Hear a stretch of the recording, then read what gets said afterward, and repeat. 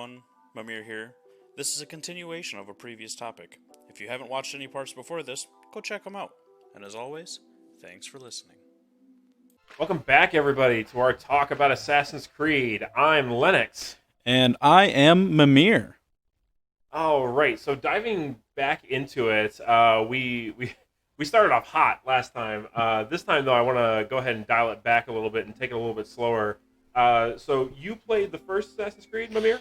Yes, I did. I played pretty much all of them except for the later half of Syndicate, Odyssey, and Origins. And then the smaller ones, and Rogue I didn't play. So I played Assassin's Creed, then I played all the Ezio games. I played two, so that was 2, Brotherhood and Revelations, and I also played 3 and 4. It was hard not to play 4. It was so freaking popular for a while. It was a lot. I got hooked right away on the idea that I did love the assassin angle and like the behaviors and the new gameplay and everything. The friend whose house I played it at with, he wasn't a huge fan of Assassin's Creed, and he just was like, "Why do you want to play Assassin's Creed? It's boring." And I'm just like, "Well, dude, first off, you're the one that bought it, you idiot, and it's a fun game. You just got to know what you're doing." yeah, He was a very typical run around and fight guy. He wasn't very good on the sneaking or the or being the having a cool moment. Oh, in yes. the game. For him, it was all very straightforward, and I was like, "You're not enjoying the game. You're power blitzing through it." yeah. Stealth and everything was always my like big thing in games. I was the sneak around. I was the assassin, or I was the like long shot. Like with bows, snipers, things like that. Like my whole shtick was stealth. I loved that. Plus, it was also funny that Altair, having been punished for taking an unnecessary life, then you sneak into an area and it's like, a lot of people I should sneak around, or I could take all of their lives in the most brutal act of an age. It's like, I know the Crusades are a brutal time or whatever, but it's like, one guy slaughtered these 40 warehouse workers just to get to one guy at the other end. Yeah, I mean, it was pretty high stakes, but It was. I did enjoy the idea of redemption, and also you occasionally got like shit talked to you by the other assassins who were just like, Altair, you lost yourself from the way or whatever. You need to earn your forgiveness by proving you not that you still know how to do this, but that you can do it right. Oh yeah, those what were they called? Like the little hideouts or whatever. Whenever you went to go see them, they talked so much shit to you, and they did. They were like, "Oh, I see you're starting back at the bottom," type of thing, and like they were giving you shit. They parse out tools to you over time, being like, "Oh, you managed to kill him. Good job. Here's a little holster for throwing knives.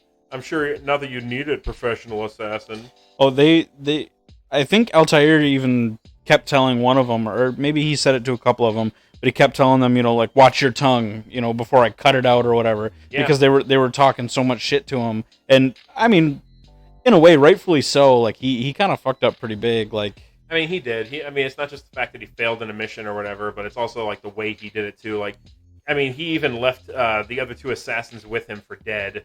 And so it's understandable that the one brother who did survive super hated Altair for it, where it's like, my brother is dead because of you, and you left me to die also. So, fuck you, Altair, now and forever. I hate your dumbass. Yeah, and he let the Templars get the Ark of the Covenant and everything, and that was... The Apple of Eden. Yeah. Well, I mean, it was literally in the Ark. Yeah, it was in the Ark, yeah. So... I'm sorry, just Indiana Jones flashback. When you say you let the Templars get the Ark of the Covenant, now they're going to bring it back to Germany and give it to Hitler.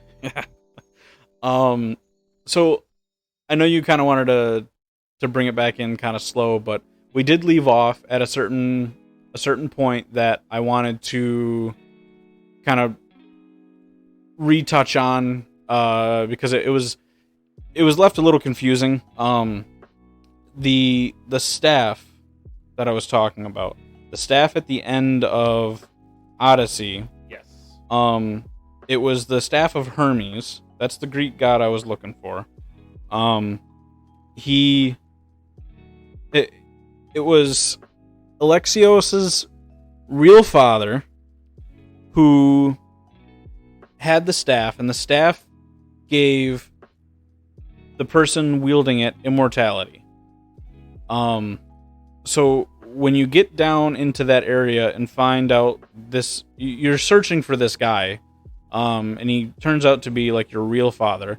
And being your real father, he tells you like, hey, your mother and I, we just needed to continue our bloodline.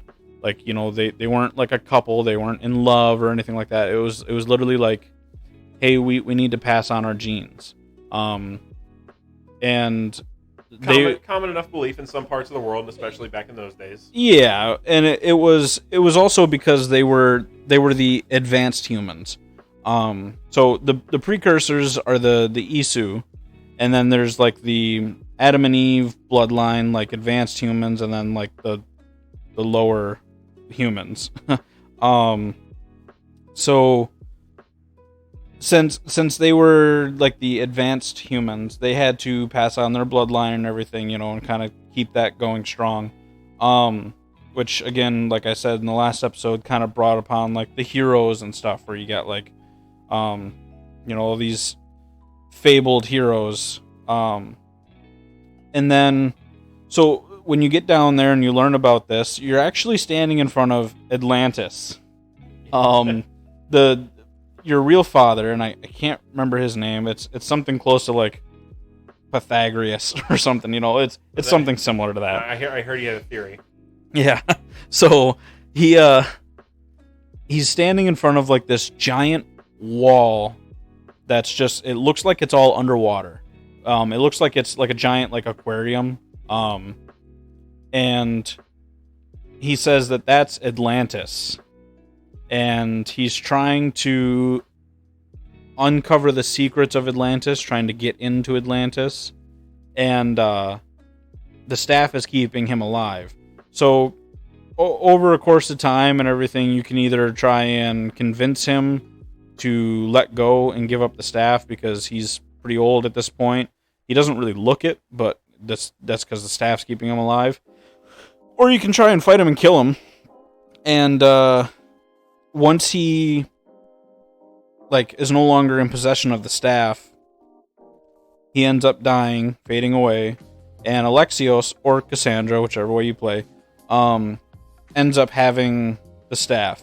Well, the real world, or I guess the present day character, I can't remember her name, she's that researcher, she goes and ends up actually finding that same area. So she finds Atlantis, which I know all this sounds fucking crazy. Like, it starts off with like, you know, it's Assassin's Creed. Yeah. You're uncovering like lost precursor civilization ruins and shit like that. I mean, I maybe I didn't get as far into the game as I thought I did, but I remember Atlantis being a thing in the game, but I didn't know about like the staff or anything like that. So this is interesting information for me.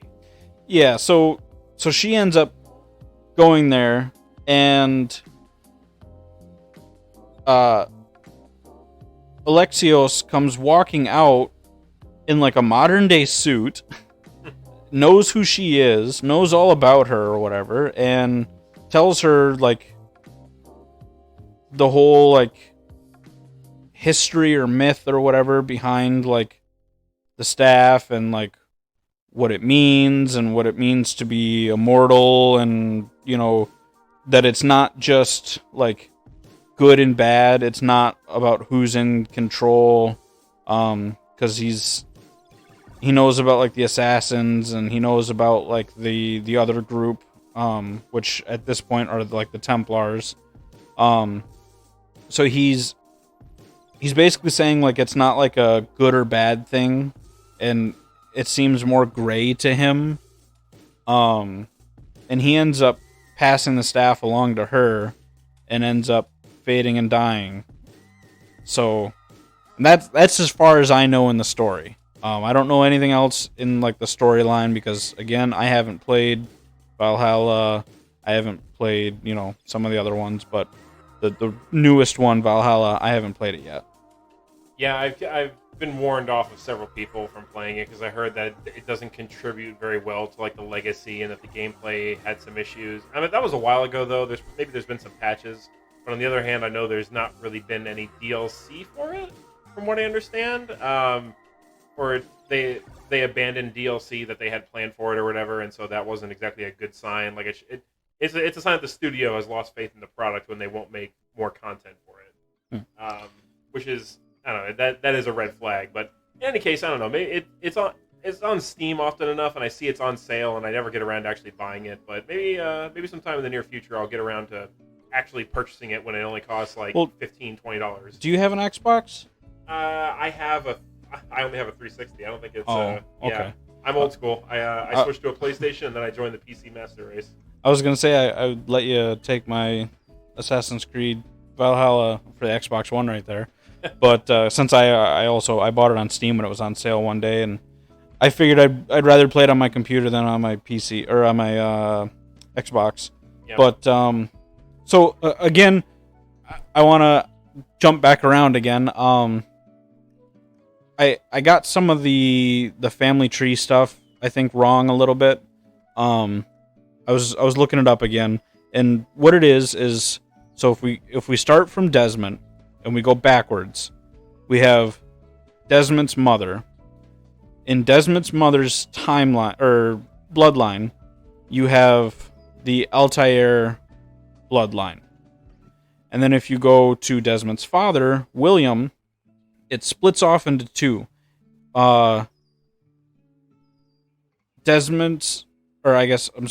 William's mother has the Kenway bloodline, so Edward and Hatham and then Connor. So that's in their bloodline.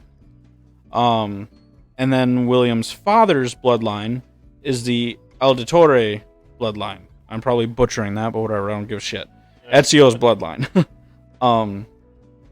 So the three like main bloodlines or whatever merge that way.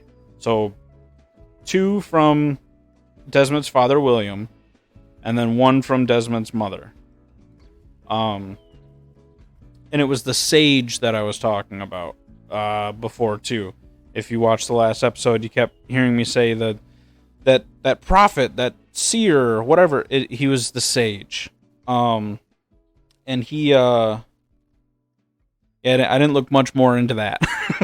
But he was known as the sage, and he was a real bag of dicks. One thing that I also remember from this, so like when you mentioned that the sage was like reincarnating and shit like that, yes, that brought up something interesting for me, because it reminded me that I looked up something that I thought was like, okay, so the Assassin's Creed storyline went off the rails, or the writers didn't know what they were doing. There was a bit of media I found because I was curious, because I remember the end of Revelations, and I think I rewatched like the ending cutscene or something, and it talked about that really interesting future that they first saw, where it's like, well, you could let the apocalypse happen, Desmond, and not sacrifice your life, and then it showed like a possible future, like the most likely future that would result from that, which is where Desmond and his friends will, create a brilliant new world. They'll be like the leaders of the post-apocalyptic humanity. Once the dust settles, they'll encourage a better future, and it will work for a while. And he'll be like a shining beacon of hope for humanity and so will his friends. Yeah. But then as time passes, like the ideas will become corrupted, and it'll lead to like this super dark outcome for humanity. Basically, break down the same way it did with Adam and Eve. And I believe that was Minerva's plan. Minerva's the other Isu, and then there's Juno. Juno's plan was to control humanity. Well, yes, but she was convincing Desmond, sacrifice yourself, and I will protect the world from the next big flare that's supposed to be coming that's going to end the world. Because apparently by Desmond doing that, he'd also end up releasing her from wherever she was. Like, Juno would go free into the world. Because I remember that being a thing, and then yes. Minerva was like, don't let Juno free. She seeks to control humanity or whatever. And yes. At this point, when I'm playing it, I'm also looking at it, and I'm like, I don't trust either of you assholes. Yeah, it definitely was... Minerva was kind of more along the lines of, like, the assassins. It was... She definitely... if you want to paint it black and white like that, she was definitely for like trying to let people make their own mistakes. Let it play out. Things are gonna fail, but that's the way it is.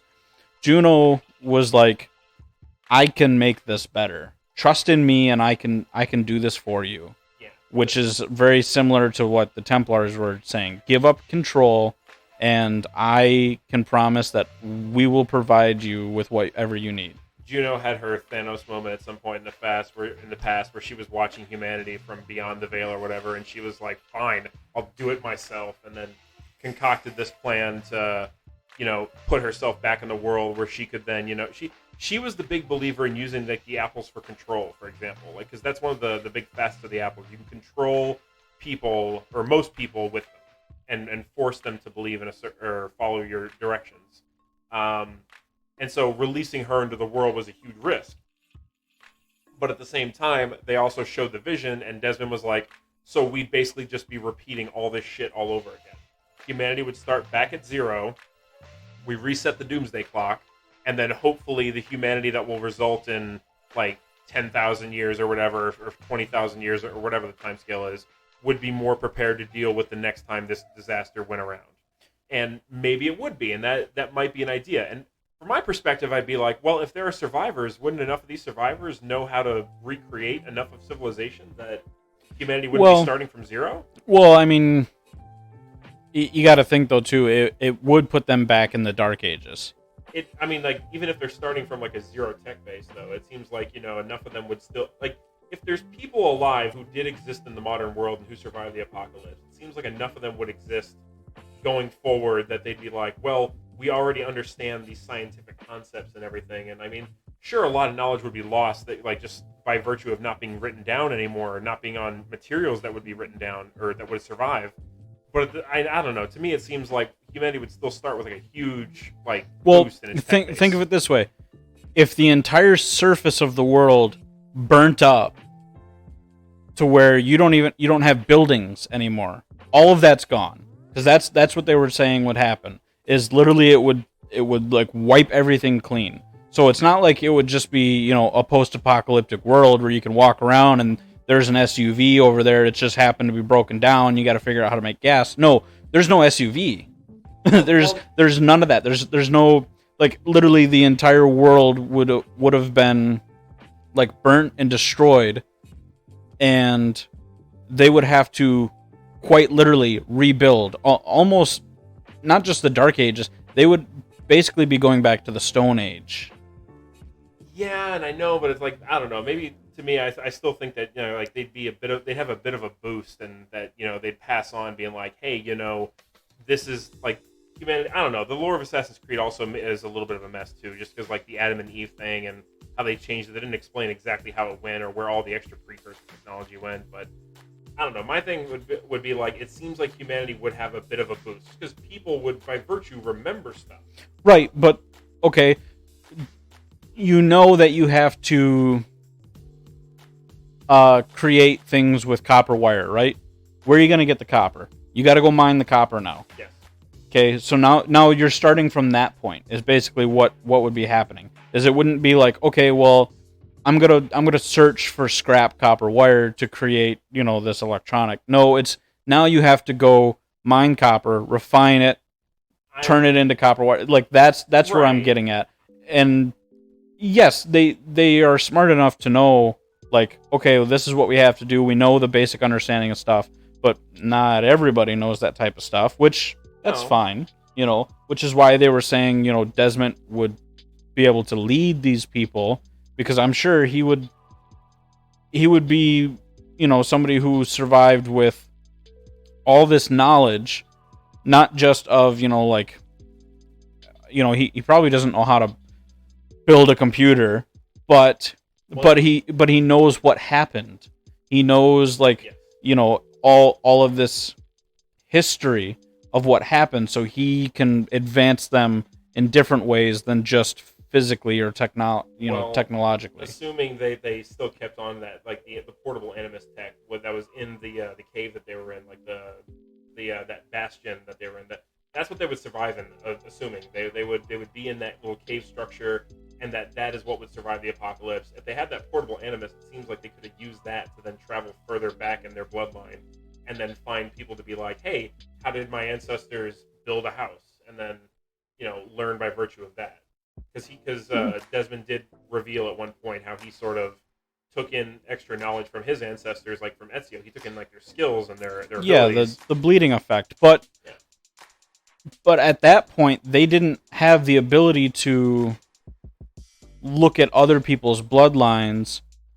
So what they would have to do is hope that somebody that they hook up to the Animus has some ancestor that they can access, these other skills to then have it bleed through to the other person. Well, I'm saying that's one way they could do it. What I'm really getting at is like, I don't think it'd be easy for them, but I think that just having the knowledge of like basic understandings of like technology and how science works and stuff like that, it's like you wouldn't be rediscovering as much. You'd be starting out at a certain level, and assuming you got people together and got them really organized, hopefully what you could do is you could all do what's called gearing down. You could take the pieces to build like lesser, like say you have like leftover tools and knowledge and shit. You go ahead and you build a more primitive society with those more advanced tools. And when all those tools are gone, you still have that primitive society and the knowledge that you can build yourself back up. Well, here's the thing: is I don't think there would have been that many of them surviving anyway. Well, I mean, enough to restart the human race. No, I think it would have been probably a handful of people.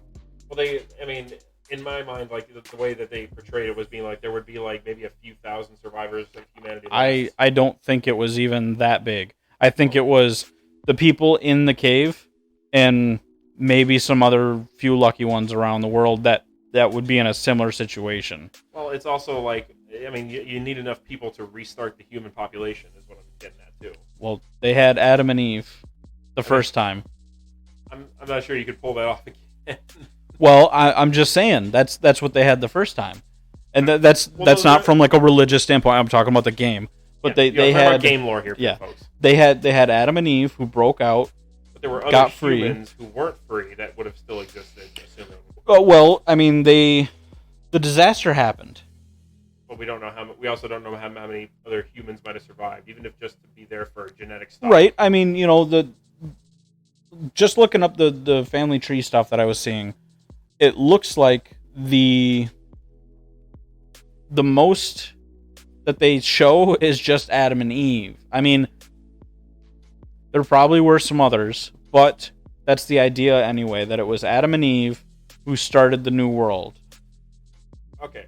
Well, I don't know. Maybe there's. I don't think it would have been. I don't think there would have been like lucky survivors. I think it literally was like they broke out and they had the apple. They had some type of like protection against it. Maybe they had the shroud too, because there's that shroud that helps heal and everything. I don't know. Maybe they had something. I don't think there were more than just Adam and Eve when that solar flare hit, because the consciousness of the Isu were already like uploaded or whatever. I can't even remember if that's actually exactly how it happened, but whatever. And I think the rest of humanity kind of like went down the shitter. Well, it did, but at the same time, it's like they talk about how Adam and Eve were the ones that were able to resist the apple's control. Like they were the special ones. But assuming that they were the special ones, that means that there were other ones who maybe not as special did exist. Well, yeah, I'm not saying they were the only ones that could resist the effects of these like I don't know, pieces of Eden, I think is what they're called. Yeah. I don't think that they were the only ones that could resist the effects. I just think they were the only ones that survived. I think they were the only ones because they came up with the plan of, hey, we need to get out of here. Correct, but it's like it's the reason that not everybody has that trait also. It's because there's one remaining bloodline or one line of descendants who will have the ability to resist or will have like the special power, the Isu DNA or whatever in them that lets them do more, be better or whatever. But there were other humans who were more, bog standard than the special guys. They were the not so special.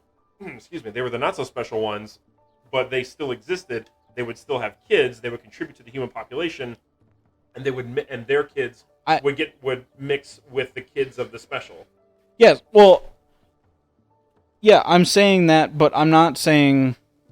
I'm saying after the first disaster, after the first solar flare, I think maybe it could have been just Adam and Eve, or it could have been a handful of people.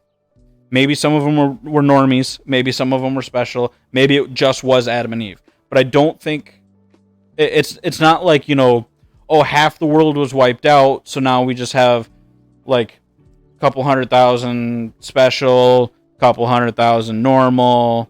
Like I think it was literally like 99.9% of the population gone. And then Adam and Eve are all that's left. They restart the whole new world. And but then that though would kind of raise the question of like, okay, well, how come everybody doesn't have the special abilities? So that's why I think it was just a handful, because it wasn't like they saved the world and then, took the survivors and built a whole new world out of it. It was, I think, literally like the world was decimated, like the vision that Desmond was given, and only a very small amount of people survived. Yeah, because like in the vision, I remember it's like Desmond and his dad, and then like the other two, Rebecca and Sean. Yeah, like it's them standing up in front of a crowd of people. So that means that there's at least some survivors. Yeah, the way that I'm millions. No, I'm not saying that there's only like a certain percentage of the population that died. I'm just saying it's like there had to have been enough people to restart civilization, even if you're starting from scratch. The way I'm remembering it in my head, it was like, I don't know, maybe like max like 50 people he was standing in front of. I don't think it was like a sea of people where it was thousands or 1,000 or 500. I think it was like a small number. I think it was in like the tens. We're getting really caught up in the minutia of it, but anyway. Yeah, what I was initially going to be getting at was that the side piece of media that I was initially talking about was so after spoilers for Revelations, but you at this point you folks know what you're getting into. Yeah. So Revelations, Desmond decides, okay, well, the future that you just showed me is not the one that I want, because then it all restarts, and we can't promise that it's going to be a solution. But I know that if I touch this, it will save the world, but I'll let Juno free. And that's a risk that I'm willing to take, because at least the world that I know and the people that I love will still exist. And so he touches the console, puts his hand on it or whatever, sacrifices himself. Personally, I think that was a huge mistake for the franchise, but whatever. Yeah. But it's revealed later, and so Juno escapes from whatever like beyond the veil situation she's in right now. So she's back in the world somehow. There was apparently a comic. I wasn't able to read the comic myself, but I was able to get a synopsis of it. And basically, Juno is reincarnated, and then she is then assassinated and killed forever in that same side comic. And so that ends the entire story of Juno from that perspective. I don't think, at least not within the games that I've played, that has happened or holds any weight. I mean, maybe it happens later. But I do remember the Sage, I believe, was trying to help one of them. I don't remember if he was trying to help Minerva or if he was trying to help Juno. But I think it was Juno. He was trying to like unlock something, and then was he like in love with Juno or something like that, or just like enthralled by her? So he was like trying to do something for her, and then she didn't reciprocate like either his like undying love or like undying servitude, whatever worship or obsession or yeah. I think she was just kind of like meh, and he was like, well, how dare you, bitch, and like went fucking mad. That's the way I'm remembering it. I don't know, he seemed to think the relationship was different than what it was. To be fair, Juno and Minerva, they make it very clear earlier on, especially, that they are not human beings. They don't think and see the world the same way that the rest of us do. So whatever they are is not human. even before whatever like their spiritual beyond the veil existence. Like I know I keep using that phrase, but it's like it's the best summary. Yeah, phrase. they're ethereal. Yeah, they're ethereal beings. They exist in another time and place or a place that's beyond time and space, and they are able to, in some capacity, still communicate with us. But they are very much dead and not a part of our world. So whatever you want to call it, but it's to me, I just say beyond the veil because they are beyond the veil of our reality. In any case, yeah. So but even like from that existence, it's very clear that they don't think and feel like humans do from their actions. Yeah, they also, it was talked about how like advanced they were and their ideas, and a lot of the Isu, like, I believe felt the same way as Juno, where they were like they wanted to control all the humans and the advanced humans or whatever. So that's why they had like the items and everything. They created that technology. So the pieces of Eden, there's multiple pieces of Eden that each do something a little bit different. Like I mentioned before, the shroud. The shroud basically like can heal any wound type of thing. You know, it's like an advanced healing item. Right. The apple was for like mind control. Controlling the human slaves. Yeah. And that combined with the staff was even more powerful, and I think the staff did something very similar to the ball, the apple. I think it was just kind of maybe like an amplifier. Like it did like a similar thing, but then when combined, they were both like ultra powerful. Yeah, the apple had other powers than just control either, because we see in different circumstances that the apple is able to do stuff like create duplicates and it provide knowledge and insight. Because not Ezio, Altair, even when he does his whole return to Masyaf, like his original fortress, he even mentions to what's his face, the guy who like led the corrupted brotherhood, that he's like, well, I've been gazing into the apple and I've been seeing new truths. And then he lifts his wrist, and you realize that he was able to construct a primitive firearm that he was able to conceal next to his hip. He creates a basic firearm, the one that you've been using in the game, but this predates it by a significant margin. It's like, how did Altair know how to create a gun? And it's because he was able to gaze and talk to the apple, and the apple showed him how, like schematics or whatever. Sorry. Well, so there was the. And that staff is different than the staff that we see in Odyssey. The staff in Odyssey is like the immortal staff, the staff of Hermes. I don't know what object is in fuck's it called? Valhalla. I don't know. Was there an object in 4 and 5, or I'm sorry, 3 and 4 that they were real big on?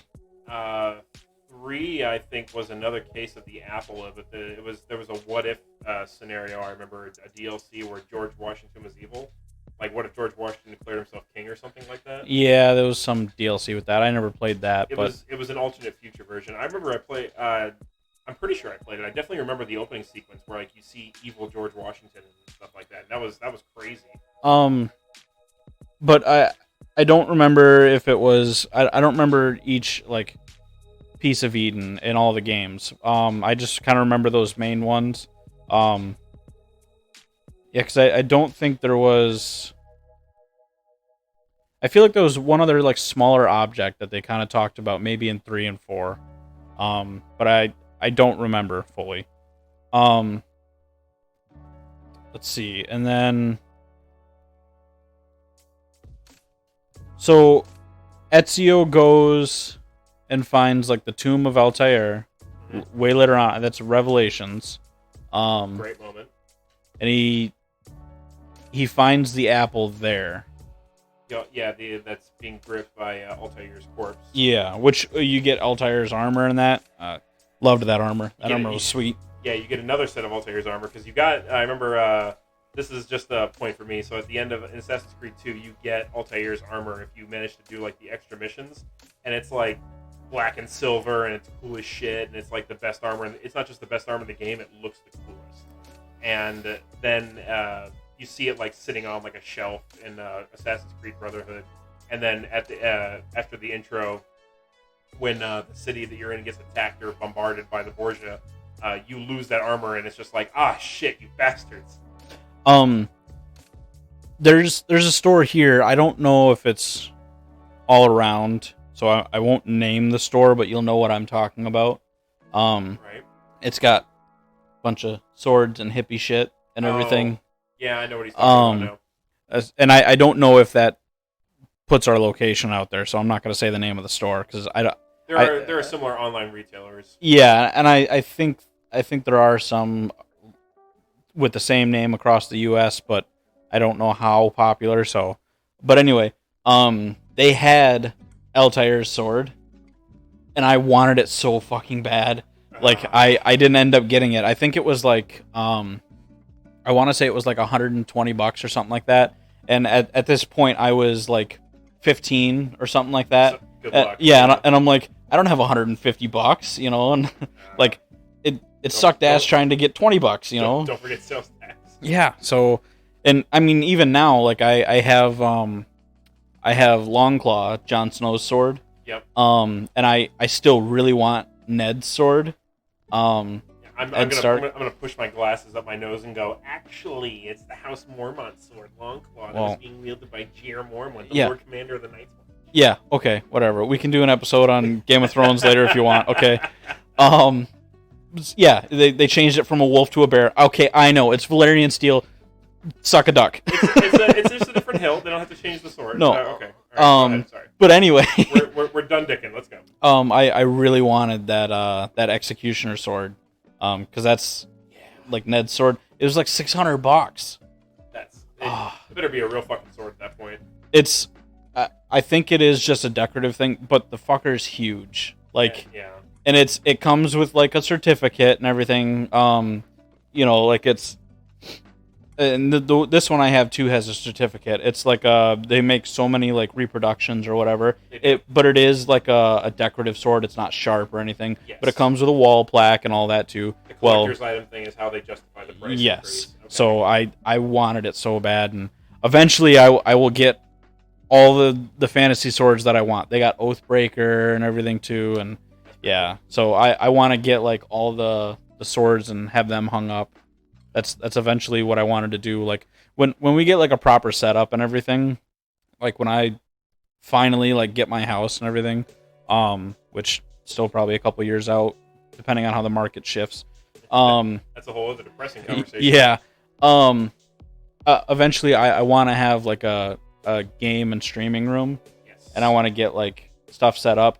And Assassin's Creed is one of like my like absolute favorite franchises ever, like growing up.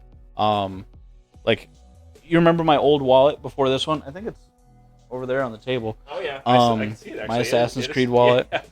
He's got that big Assassin's Creed logo right there, and I've seen plenty of people walking around with like Assassin's Creed hoodies and belt buckles. I remember for a time I really wanted to get an Assassin's Creed hoodie, like a white hoodie with a red inner lining with the pointed hood cap on it, and like 3 different zip up designs for the front of it and everything. Yeah. Yeah. Did you see all those knockoff ones that you could buy? Like they were the third party, and they were labeled as not Assassin's Creed hoodies, but they were labeled as like something similar to that, like Shadow something hoodie or whatever. Shadow Hunter hoodies. Yeah, you know. Yeah. But it had like the Assassin's Creed like aesthetic to it, where it had like the beak front, you know, and it had like all the different designs.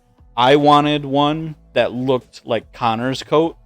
It was the nice blue on the inside and everything, and it buttoned like a colonial coat and everything. That was nice. And that's the one I wanted for the longest time. And for a while I was I was thin enough where I could have kind of pulled it off and it would have looked really awesome. But yeah, these were made in like a sweatshop in China, and or like they were made in India, and so they had a very different sizing chart than what was common in the U.S. Yeah, you had to be of a very particular build to be able to fit it. Because I had a friend who had one, and he ended up having to buy like 2 sizes bigger because it was like the sizing chart and everything was small, and he was a skinny guy and everything, but it still came out kind of like baggy and didn't fit right in the right places just because it was made for a very specific build, and if you didn't have that build, it wouldn't have looked that great. Yeah. So big takeaway from this, folks, if you're sort of humming in and thinking about buying an Assassin's Creed hoodie for yourself, be very careful about where the product is shipping from and what the sizing chart on it says, because a lot of these third-party stores exist in countries where the sizing chart is very different from the U.S., and Americans are naturally a much bigger stock than a lot of other people in the world, and their sizing charts are very different. So you say you're buying a 2X for yourself, and you think, oh, it's a 2X. It should be nice and comfortable fit hoodie. I'll be fine just wearing this around. I'm going to tell you right now that hoodie will barely fit you like a t-shirt. Yeah. Speaking of ordering things from stores, check out our merch shop. Just a little selfless plug there. Oh, got to plug the merch shop still. Okay. I did add something else to that, but we can get into that later. Yeah, there's a lot of like really cool like Assassin's Creed merch out there that I've seen that I've just wanted so much. Posters and stuff. There's when Assassin's Creed 3 came out, there was that really cool the collector's edition for that one. I remember was really nice, where it had like a poster with like the Assassin's Creed logo mixed with the American flag of the original 13 colonies, and that was really cool. I actually, if I was gonna, I mean, my gaming room is quite decorated these days, and I already bought the last piece that I want to fit on the wall, but I don't know. Maybe at some point, if I ever scale up or get a bigger one for myself, I'll expand it by getting some Assassin's Creed merch. But they also have like cool things like belt buckles and like wrist collections and figurines and stuff. The Legendary Edition for 3, like I said, it did have it had that cool flag poster. It also had a figurine of Connor, like in like a crouching pose with like his hatchet in one hand and or his tomahawk in one hand, and his bow in the other. And it's very impressive. Assassin's Creed 3 wasn't my favorite one, but I did really enjoy Connor's aesthetic, and he had some really cool moments that I liked. Yeah. And also, I loved, I don't know, I'm going to go on this tangent for a second there. I love the dynamic between him and Achilles, where he shows up and he's just this bratty kid, and Achilles is like, I do not have the time for this kid. Yeah. And then he just kicks the crap out. Old man beats young kid with stick. Has to be one of my favorite running gags in video games and anime and movies and stuff. Just because it's like, oh, you think you're hot shit, huh? Watch this 90-year-old man come along and whack you with his cane. Well, he wasn't that old at that point. Like he was, I'd have to say he was probably in like his like 50s or 60s. Like he which at that time was pretty old. He's up there, yeah. But I mean, the dude was he a master assassin? He was. But you know, he was this amazing assassin who had basically retired and wanted like a new life and everything. Or I think it was like more or less, yeah, he'd retired, and then he's like, I'm too old for this, and the Brotherhood is more or less done in America, so he was like, I'm done with this. Yeah, he definitely though like seen that spark in that life though in Connor, and kind of warmed up to him at like later on, and kind of started teaching him the ways, the proper ways, which I think was another reason why I liked Connor so much, is like he had like really good values. Yes. It wasn't so much as like this big organization that was teaching, which I think might have been another reason why a lot of people liked Ezio, because Ezio kind of like fell into it when his father died. But then he ended up like sort of reforging the Brotherhood himself. Yeah. After all the older members ended up passing along, or like the Brotherhood fell apart again, and none of the older members were around anymore to help out, so he had to do it himself. Yeah. So I mean, it was like a smaller thing that he kind of learned from the people around him. It wasn't not that I didn't like Assassin's Creed 1 with the whole concept of like you have like a base of operations and you have like this strict creed and everything. But I think it was more personal with those characters, where it was they were learning from the people around them, Yes. and learning to be helpful and to save the people in the best way, and to kind of like not really bend or shape the creed their own way, but to follow it more in a pure form, instead of like I guess you could say like a scholarly teaching.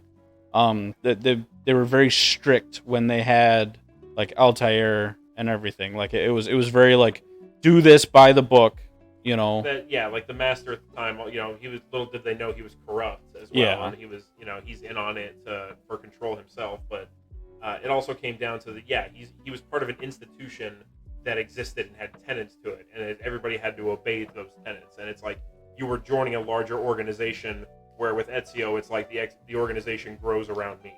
Yeah, and it will. I wouldn't necessarily say it grows around him. I get what you mean, but the way I would say it is, grows from his principles.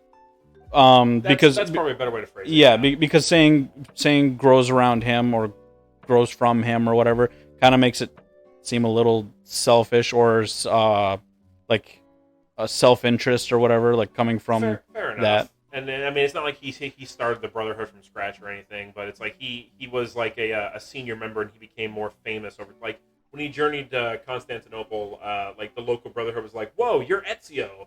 Like, we heard about you from across the sea. It's like, dude, you're a legend." And like they were happy to like take direction from him, because it's like, "Oh, you're Ezio. You're this legendary figure in our Brotherhood. We're happy to learn from you. We're happy to teach you some things too." While we were like that, he learned the hook blade and everything. When he was there. Yeah, that was pretty good. Like whole scene of him trying to learn from the different like groups.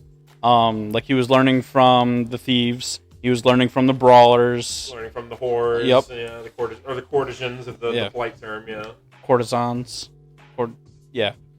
Courtesans. Is it courtesans? I've always heard it like courtesans. Croissants? No, not croissants. Courtesans. Courtesans. So that's I mean, we're courtesans is the pronunciation that I remember hearing about it. Anyway, moving along. One of us is right, and you guys already know who it is. But real quick before I forget it, though, there was that one thing. Speaking of like the Brotherhood evolving over time and everything, and Ezio joining it, and like people like learning and growing from him. So when he brought like his father's schematics to or that journal to Da Vinci, and Da Vinci was like, "Check it out, the hidden blade. What happens is you cut off like an index finger, and then the mechanism is your like, ring finger. Yeah, your ring finger, and then the blade is like built into your flesh instead." And then he's like, "So all I got to do is cut off one of your fingers." And then Ezio has this moment where he's like, "Oh, well, I'm on my quest to revenge." So he's like, "Do it quick." And then he puts his hand out, and then Da Vinci just like thumps the table, and he's like, "Ha ha, that's funny. No, you see, I looked at the mechanism, and I built a wrist bracer instead that you can use." And then, the way, so yeah, the original design, and we see this in Origins. He had like the blade affixed to his wrist, and I think actually it might have been on his right wrist at the time. And he's fighting the one guy like in the bathhouse, and the guy's like about to kill him, and his hand gets in the way when he activates the blade, so it cut off his ring finger. Because it's so close to like the wrist.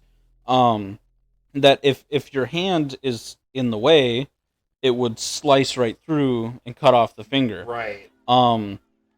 So that kind of also became like the staple of, you would give your ring finger as a commitment to the Brotherhood. Right. Or like the original assassins. Yeah, it became, like a symbol of, what's the word I'm looking for? Like allegiance or whatever to a sign of like your commitment or a gesture of goodwill. Or loyalty. Faith. Yeah, gesture of loyalty. So, it became like cutting off the finger. Well, then Da Vinci when he's making that whole joke and everything, he had like the cleaver in hand, and he's like, "All right, just do it." And then he like slams the cleaver like right down next to his finger and everything, and he's just laughing his ass off. And then he's like, "No, no, no, I redesigned it so now you don't have to lose the finger." And what I like about that is later on, when he brings in more people into the Brotherhood, they brand that finger instead. Yep. They put the brand on the finger instead of having to cut it off as like a symbol of loyalty. So instead of losing a finger, I mean, also that seems like a kind of an obvious identifier for a lot of people to be like, well, be on the lookout for assassins. How do we know they're assassins? They're going to be missing their ring fingers, you fucking idiot. Yeah. I did think that was kind of cool though. The way that the hidden blade was designed, both before and after. Yeah, it had its flaws, but it's such a cool concept that that flexing a certain way releases a blade that stays in place, and then flexing again like makes the blade retract. So many people I've seen have recreated that. I actually tried building my own, and I still have the parts. And the way that I learned how to make it was with drawer slides. And what it would do is, with the springs on it and everything, you could kind of launch it out by like shooting your arm downwards or flick it out or whatever, and the blade would come out, and there would be a little stopper, and that would catch the blade, so then the blade would be permanently out, so then you could stab and slash with it or whatever. And then you had a ring that you wore with fishing line that released that trigger, and there was a retention spring that brought it back in. So it would hold it inward until you did like the flicking motion with enough force. It would send it out till it hit that lock, and then you pull the string with your ring on your ring finger, and it would send it back because it would release that lock. Cool. I made one, and it worked, except for the top plate that had like the lock on it. I didn't have something to bind it to, like the blade part, the part that actually held the blade. If I would have been able to maybe bend the pieces out, I probably could have found like spots that I could have put like screws in or something, or designed it a little bit differently where I could have bent certain areas of it or whatever so I could attach a brace to it. It would have worked. But I was looking at some designs, and that was the main design that everyone was coming up with at the time. Right. And I kind of like maybe like customized it a little bit to make it my own.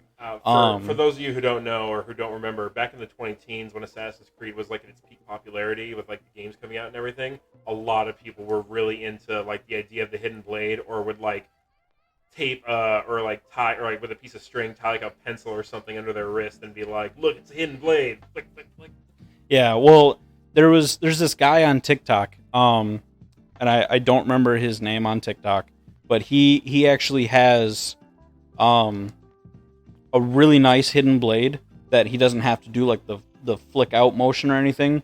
He just has to kind of flex his hand backwards. That's cool. And it opens up, and it stays open, and he can stab things. It doesn't get in the way of anything, and he just flexes again, and it shoots back in. It looks like the animation in the video game, where he just barely moves his hand, and it comes shooting out. That's impressive. Personally, that's one of the things I always thought about too, where it's like the hidden blade is cool, but I just know myself well enough to be like, I would absolutely stab myself in one of my fingers and cut off like a finger. Well, you need Da Vinci's design. Or that's why I need to have like an over the wrist design. That's the one I'd wanted too. I was like, I thought it would make more sense like over the wrist than it would underneath it. See, I don't know. I thought that too for a while, and I was like, that just doesn't seem. I don't know. To me, it doesn't seem like as concealable. They've had other designs like that, and but I do like like I said before, I like Connor's design where it comes out, and they made the toy that did that too, and I have the Ezio toy, but like it's the actual like brace and everything with Yeah. the blade is broken. I got it at a garage sale. I just wanted like the outside shell to put on like my other one and everything. Right. But they had the Connor toy too, where it came out and then the blade would spin. So it would come out like a normal blade, but then you could like flick it with like one of your fingers and it would come down as like a dagger, and it would be, still attached to the part that goes in, but then the blade would be this way, and that was a pretty cool blade. It was very like Native American style and everything. And then they had the other types with like the crossbows on it or whatever. Ezio at one point had like the gun on it and everything, where he could kind of like fire the gun and then like the alternative hook blade design on it too, which is like a much thicker blade with a different shape to it and all that. Yeah, I mean it added complexity and stuff. A lot of it is just like stuff for gameplay, but it's like, it's very cool to think that like the blade itself would evolve over time or be customized for the users. The idea that the Brotherhood chapter in Constantinople would use like the hook blade in order to help themselves navigate around the city and also how to fight better is really interesting. Also was a fan of like their employing extra tools over time, like things like rope darts and stuff like that. Yeah. I will say with the Fry twins, and we didn't even talk about like the Fry twins or Arno or like any of those slightly out there, because they're not related to the bloodline or anything like that. Doesn't mean that they're any less important, but we're getting close to running out of time to be talking about all of them. But that's a whole other Assassin's Creed video. The Fry twins had grappling hooks, and they were in London, so they have like these tall, architecture, which, I mean, it could have worked with Ezio too, but at this point, like, technology was a little bit better and everything. Industrial Revolution. Yeah, so they had these like really awesome like grappling hooks that you could go to like the base of a pretty tall building, like a cathedral or whatever, and then shoot like this big ass grappling hook up, and you'd go flying up to the top of the building, and it made like navigating pretty cool. And in that one, they had like Jack the Ripper and everything, like that was pretty cool. Darwin was in that. I should play that game. It was, I will say, it was pretty good. If you want to know a little bit without any spoilers, I mean, I've talked about spoilers of other games, but if you're interested in playing it, there's kind of two aspects to it. So when you're playing as Jacob Fry, it seems less Assassin's Creed, more like gang brawler. Mm-hmm. And when you play more as Evie, you're more assassin. Like she's more in line with like the assassin's teachings and everything, and Jacob's a little bit more hard-headed and like, fuck him up, like he's the brute, the brawler. Yeah, like it's not that he's dumb or anything like that, or he's bored of school, It's not his style. So he's like, look, there's problem, let's fight problem. Yeah, like, he wants to have fun. Like he's a little bit more like, these are my people, and she's like, way of the assassin. Yeah, okay. That's a cool dynamic, though. I like that. But speaking of, and before we close out the video, I wanted to ask you, what was your favorite Assassin's Creed moment? Like, just like what comes to mind, or at the very least, what was one that sticks out to you? Let's see. While you're thinking, I'm gonna go ahead and go first. The one that stuck out the most to me was actually in Revelations. And it was when, I can't remember the exact circumstances off the top of my head, but Ezio is walking down the street, and he's got the whole Brotherhood with him, and I think it's like they're gonna go and get revenge, or it's like the Day of Reckoning for like some guy they're after, and so what they do is, I want to get that. Oh, we're good. So you might want to get that. So like they're walking down the street, and they were thinking, being like, all right, let's go do it. And then so it's just Ezio walking down the street, and next thing you know, it's like, hey, hit this button to prompt assassin assistance, and you're just like, what? And so all of a sudden I'm confronted by like 5 or 6 guys in front of me, and I'm like, oh shit, it's gonna be a fight. I hit the button expecting assassins to drop down and help me fight, and it's like, nope. I just lifted my hand into the air, made a fist, and then all these darts came out, and then the whole line of dudes in front of me just died. And Ezio didn't even break his stride. He's just walking down the street, and every time someone gets in his way, he flicks his arm up into the air, and just everybody in front of him dies. And to me, that was like, that has got to be one of the ultimate expressions of assassin power that I think I've ever seen in the game. And I felt so powerful with it, because at the same time, I was like, oh, everyone's with me. Like, the brotherhood that I've, like, built in Constantinople is on my side on this. And we've got, like, all this stuff that we're doing. Like we're on a revenge mission. We're going to get the guy. And it's like, I felt so powerful in that moment where I was like, yes, I'm Ezio. I'm the master assassin. And these are all my acolytes who are just clearing the way for me so I can confront the big bad. That moment probably sticks out the most for me in Assassin's Creed history. I mean, there's so many other great moments, and there's so many great lore moments, but that's the one moment of gameplay where I was just like, okay, this is incredible. Like, this sticks out more than almost anything else that I've done in the game. I think mine would probably have to be, and it's going to be a little surprising, because it comes from 4, one of my least favorites. But again, it wasn't a bad game. It's just it didn't feel Assassin's Creed to me. That's why it wasn't my favorite. Well, yo-ho, we were all pirates that day. But I'd have to say probably the ending of Assassin's Creed 4, where Edward is there with his daughter. Oh, now you're bringing up the feels. That, I think, was probably my favorite Assassin's Creed moment. And what's her face? Anne Bonny, I think it was. Yep. Yeah, Bonnie. She starts singing "The Parting Glass." Yep. Which is a very sad song, and she love sings that it, song. She sings it in a very mournful tone, and then Kenway is walking away, and basically she's wishing him well because she knows that he's leaving and probably for good to go home to take care of his daughter, and so she wishes him well, and it's like the parting of ways. And he just looks over at a table where there's like some crewmates all just, sitting and drinking and laughing. And it's a flashback to like the beginning of the game where like all the pirates all the men that he knew were all sitting together, like Blackbeard and like Teach and everyone. Or I think Edward Teach is Blackbeard. I'm pretty sure that Anne was dying, if I remember right. I think, or had just died. Or something like that. I know she got like badly hurt during like one of the last like battles or whatever, like right before all that stuff, and I'm pretty sure she died. And in Kenway's arm? No, that was what's her face? The one that disguised herself as a man.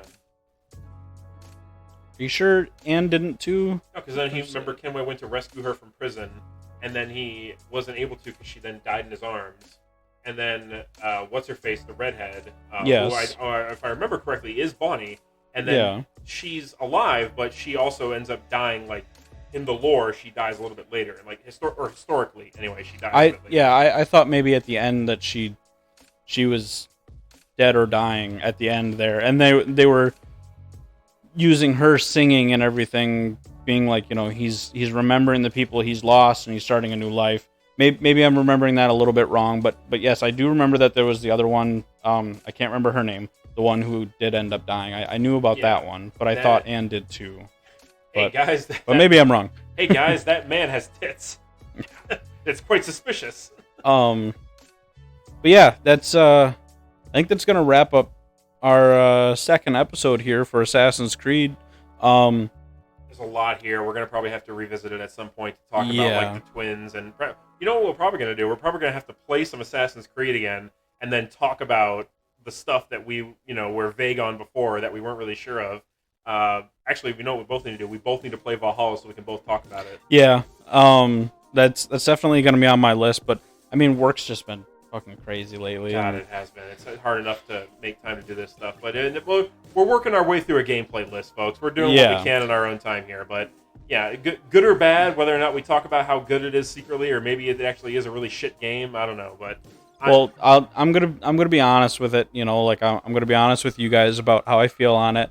And any games that I play or anything that I say on this channel, if my opinion changes, I'll be sure to let you know. Like I'm not gonna hide that. You know, like if it's something really important, I'm gonna stick to my guns on it, unless like it's some new evidence that's brought up that is something that I can't deny. Now if it's like morally or something like that, like I'm gonna stick to my guns. But if it's objective, you know, like a video game a movie or whatever. I'm making a moral stance that Assassin's Creed Valhalla is a good game. There you go. What a brave soul you are. But yeah, like I'm gonna be honest with the people. So be sure to let us know if you want to see more Assassin's Creed. If you want to see something else, let us know. Go back and check out like the previous episodes of some of our other series. We got playlists, so if you find a little topic and want to check out like the multiple episodes of that, then go for it. We also got video game stuff. Right now, we're going to be doing just Mondays for video games and Thursdays for podcast stuff.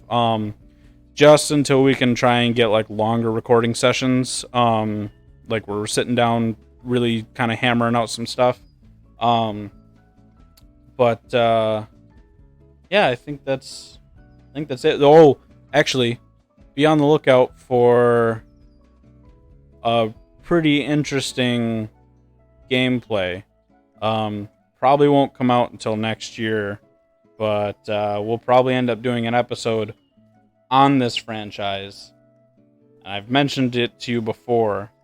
I'm staring furiously at Mimir right now, waiting for him to spill the beans. Well, I don't want to say it out loud yet for the people, but it's the background of my computer there. Oh. So yeah, we'll probably talk about that series at some point, and some point soon, I hope. And it's gonna be that's gonna be complicated. So anything else you'd want to add on there? Just that I'm glaring at you for being such a fucking tease right now, but all right. But no, I'm good to go. Assassin's Creed, fun franchise, fun to talk about, more fun to play. In fact, I might go home and re-download one of my Assassin's Creed games. Yeah. Well, check out the merch store and make sure to like and subscribe. Tell your friends about us. Come on, we need more people. There's like 30% of people that are watching our videos that aren't subscribed. What the hell's wrong with you? Yeah, y'all need to participate more. You don't need to get more involved with communities that you enjoy. Stop being so shy. Yeah, COVID's over. Get out of your house. Leave us comments. All right, guys, you have a good one. Later.